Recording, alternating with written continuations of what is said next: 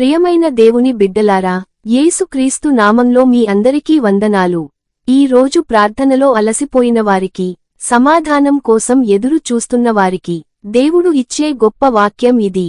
కీర్తనలు 20వ అధ్యాయము 5వ వచనం. నీ ప్రార్థనలన్నీ యెహోవా సఫలపరచును. ఈ కీర్తన దావీదు రాసినది. యుద్ధానికి ముందు భయంతో ఉన్న సమయంలో దేవునిపై ఆధారపడుతూ ఈ మాట ప్రకటించాడు. కొన్నిసార్లు మనకు అనిపిస్తుంది, దేవుడు ప్రార్థన వింటాడా? దేవుడు వింటున్నాడా? ఎందుకు ఆలస్యం?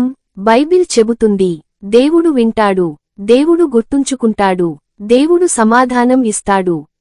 సఫలత అంటే ఏమిటి? సఫలత అంటే మనకు కావాల్సిందే కాదు, మనకు మంచిదే. దేవుడు ఇచ్చే సమాధానం, అవును, వేచి ఉండు, కాదు, మంచి కోసం. 3 కూడా ఆశీర్వాదమే. ప్రార్థనలో అడ్డంకులు. ఎందుకు జవాబు ఆలస్యం? పాపం, సందేహం, క్షమించని హృదయం, నిర్లక్ష్యం. వీటిని తొలగిస్తే మార్గం తెరుచుకుంటుంది. శక్తివంతమైన ప్రార్థన ఎలా? విశ్వాసంతో, దేవుని చిత్తానుసారం, కృతజ్ఞతతో, ఓర్పుతో. ఇదే విజయ మార్గం. ప్రార్థన చేసుకుందాం.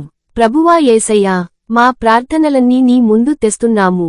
మా కన్నీళ్లను చూశావు, మా నిరీక్షణను చూశావు. ఈ రోజు నీ వాక్యాన్ని బట్టి మా ప్రార్థనలకు సమాధానం ఇవ్వుము. ఉద్యోగం, ఆరోగ్యం, కుటుంబం, ఆర్థిక సమస్యలు, అన్నింటిలోనూ జయము ఇవ్వుము. మా విశ్వాసాన్ని బలపరచుము, మా ఓర్పును పెంచుము. యేసు నామంలో ప్రార్థిస్తున్నాము తండ్రి, ఆమేన్. ఈ వాక్యంలో దేవుడు నీతో మాట్లాడితే దయచేసి వీడియోకి లైక్ చేయండి మరియు సబ్స్క్రైబ్ అవ్వండి. మీ కోసం ప్రార్థించాలంటే కామెంట్లో ప్రార్థన అని రాయండి. దేవుడు మిమ్మల్ని ఆశీర్వదించును గాక.